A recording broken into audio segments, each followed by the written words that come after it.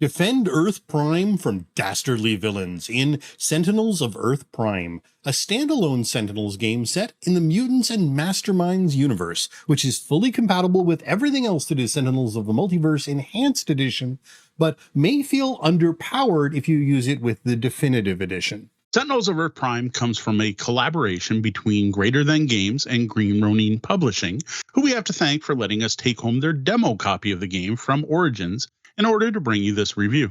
This is a non-collectible cooperative card game for 1 to 5 players that gets better the more people you have. It is a somewhat fiddly game with lots of moving parts and things to track, as well as a ridiculous amount of asymmetry, giving the game a lot more weight than you would expect from some superhero card game. Now, due to this weight, games can take a bit of time, with most of our games going over an hour. This will get quicker the more you know the various decks in the game. Now, to help make things easier, in a great display of onboarding, all decks are rated 1 to 3 on a complexity scale. So in Sentinels of Earth-Prime, you start by picking which villain to face off against. Then each player chooses a hero to play, and then you pick an environment to battle in. Now, each of these things is represented by its own deck of cards. Each turn, the villain will do something dastardly. Then the heroes will each act by playing 1 card and activating 1 power. Then something interesting will happen in the environment. The variety of option here makes for a fantastic amount of replay value, and that's without considering adding in expansions or the possibility of mashing in other Sentinels content. In this particular box, you will get 4 villains, 10 different heroes, each with 2 different starting powers to choose from, and 4 environment decks. Now note, there are a couple of components included here that only work with expansions. For example, you get a 5th oversized villain card from Malador the Mystic, but the deck for that villain is sold separately. I'm mentioning this because we don't want anyone thinking that their copy is incomplete if they find some extra bits. Now, all of these card decks come in a unique cardboard insert that works pretty well for sorting the cards, but not so great for organizing all the various counters you use while playing the game. This one you might be interested in a better box insert for. Now, I've already mentioned how you get started, right? Pick a villain, grab a hero, pick an environment. Let's get into a bit more with an overview of play. One thing to be very aware of in this game is that actually most of what happens is driven by the cards themselves. Each character plays differently from the rest, and that comes about through how their individual decks work. There is a real learning curve to figuring out how each character works, and the same is going to be true for each villain and environment deck as well. So what follows here are generic rules that always apply and the general flow of the game. Just be aware that that can all get messed with in many ways, depending on what decks you choose to play with. So each round starts with a villain turn, which in itself starts by drawing the top card from the villain deck and doing what it says in the card.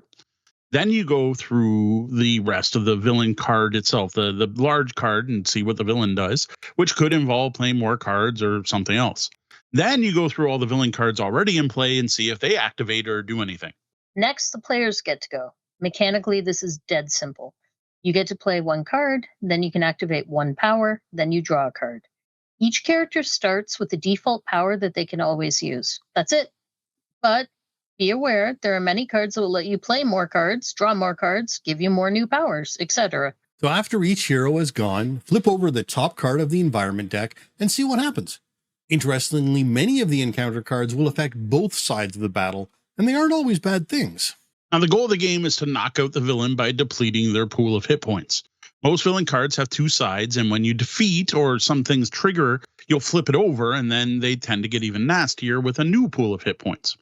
In addition, many other opponents can enter play, mooks and villains and henchmen and things like that, and other things like force fields and other stuff through both the villain and environment cards. Each of those will also have their own hit points, and you remove them from play by doing enough damage to them to reduce them to 0. The heroes, of course, also have hit points, and whenever a hero gets knocked to 0, they aren't eliminated from play. Rather, they just flip over the hero card, and each time it's their turn, they get to do the power that's listed on that flip side. And while they won't be playing cards anymore, they do still at least get to take part. Now, as expected from a Supers game, there are all kinds of powers, various defense types and attack types, and rules for arch nemesis even. It's hard to get across the variety in this game without playing it. Just know that the way the cards interact make every hero and villain play very differently. Yeah, and that's the real highlight of Sentinels of Earth-Prime, and honestly, all of the Sentinels of the Multiverse games. It's that asymmetry, and to me, the joy of figuring out the trick to each deck. What makes it work? How do you get this character's powers to work effectively? I love playing a character for the first time, and then like I'm playing a character, and it's like for each landmark in play, do this, and I'm like, what's a landmark? And then later I draw a landmark, and I'm like, oh, wait a minute, my character's powers are based on controlling the city itself. How cool is that? Or the first time I played the speedster character and I just kept putting in these like rev up cards into play. And I'm like, oh, I'm totally ramping up for something big. Oh, there it is. The attack card that goes up for every card I have in play. Now, of course, this is also the game's biggest downfall because some decks are definitely easier to learn and play than others. Now, I had played the previous version of Sentinels. I haven't actually tried this version, so I'm going to sit out and let the guys do the rest of this review because I have nothing useful to say here. So the difficulty for each player taking on this game for the first time is going to vary a lot with how knowledgeable they are about these types of games as well as different superheroes. The decks definitely play out some very identifiable superhero patterns as they play. And as mentioned earlier, to help with this, each deck has a rating from 1 to 3, which isn't how hard or difficult or tough they are. Like it's not a villain ranking like the 3 is harder to beat than the 1, or that the hero is going to be way more powerful as a 1. It's a rank of how complex they are to play, the different strategies you'll need, and how wonky things are. What impresses me about this is because of this, because it's based on complexity and not like power level. Just because you have a level 1 hero doesn't mean you're not going to be as good as a level 3 hero.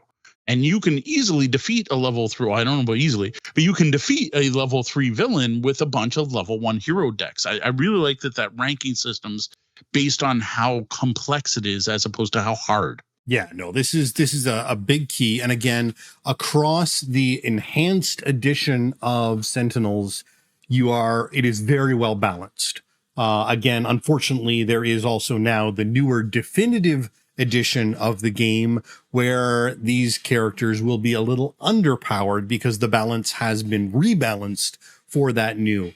But within Sentinels of Earth-Prime and the enhanced edition content that exists, also known as second edition of Sentinels, it is very well balanced across all that product line. Yeah, and this actually came out after Enhanced. Second edition kind of wrapped up. There was a big final battle box set that came out after a set where you could play the villain. So like Sentinels Enhanced was kind of done when this came out. And since that, there's a new edition, right? Definitive. And this one came out in the middle. And to me, it's kind of like the preview of Definitive, because I will say it's a little simplified compared to Essentials or second edition. Like they removed some of the various status effects and made things a little easier to track. There's a little less to keep track of during play. But I do worry that anyone who is playing the definitive edition may find this box feels kind of like a step backwards.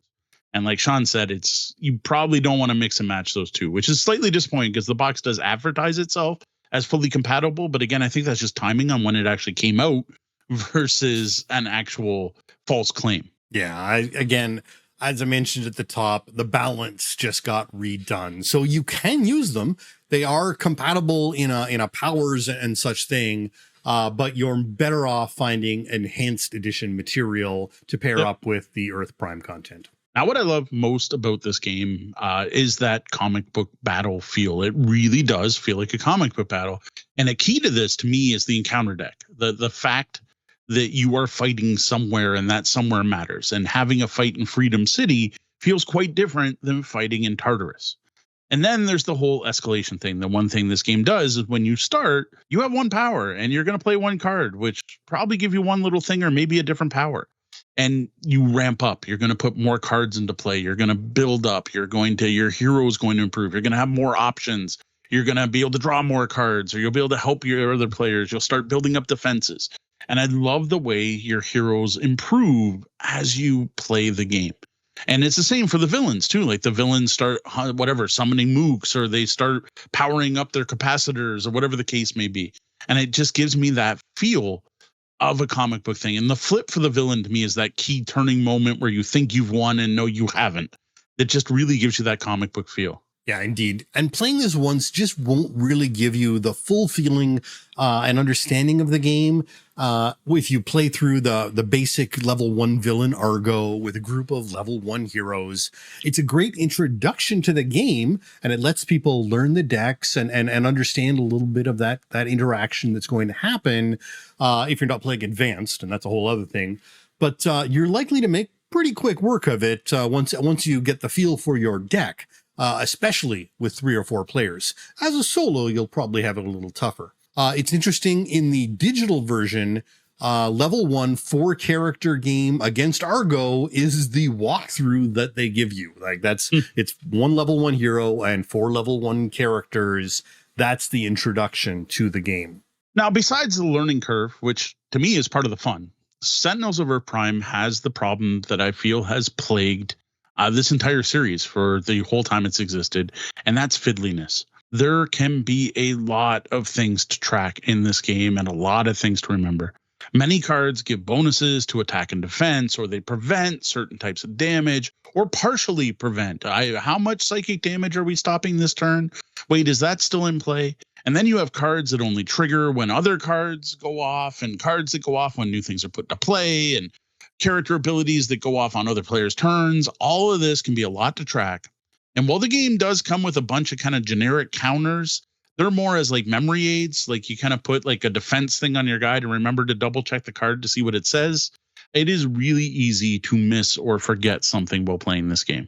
Yeah, it is important to know and track everything in your deck. But someone, or everyone, needs to be cognizant of the villain's various powers and abilities, as well as what the current encounter card's effects are.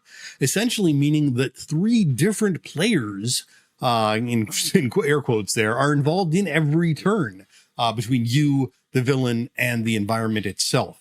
And that's before you take into account the fact that each of the heroes often has a way to help their fellow heroes. In some instances, you may play almost an entire turn for your character during another character's turn because of what they were able to trigger for you. Yeah, and one of the games we played, we had that happen where we kind of forgot whose turn it was because someone else just did way more than the active player, and I thought it was their turn. And I'm like, oh, no, wait, that's right. You were only doing that because this power went off. Another thing, my copy did get played by another group of local gamers, and I figure I may as well bring up their complaint about the game, and that is the card text size. Now, as someone now that I've got bifocals, it's not quite as bad as it used to be. I don't complain about it quite as often as I did, say, even a couple months ago. But yes, there is small text on this card, but to be fair, it's no smaller than any of the other Sentinels games. Yes, I would like to have some slightly bigger text, but some of those cards need that amount of room. The one thing I wish publishers would learn, graphic designers, whoever is responsible, is the text doesn't have to be all the same size. If there's less text on a card, you can make it bigger, please. Now, another aspect of this game that can't be understated is just how replayable it is. Now, I'm not going to break out my calculator or go back to my university permutations and combinations course, but just in this box you get 10 heroes, 4 villains, 4 environments. That is a ridiculous number of possible combinations, which then gets expanded because you could play 1 to 5 players, and like once you're up to 5 player, I can't even imagine the number of possible combinations you have there. And then every villain has an advanced version to make things harder. Like if somehow you felt you've played it all, you can then add in the expansions. And then if you want, you can go from there to throw in other Sentinels content. Like it's a ridiculous amount of replayability in this box. Indeed. Now, if there was one negative for me in this game, as someone who doesn't mind the fiddliness and the tracking, it's actually the heroes themselves.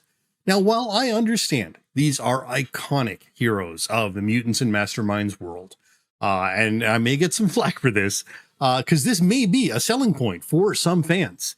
For me, they are rather glaring versions of other well-known characters in the greater superhero world, with the serial numbers rubbed off and sometimes not even all that rubbed off.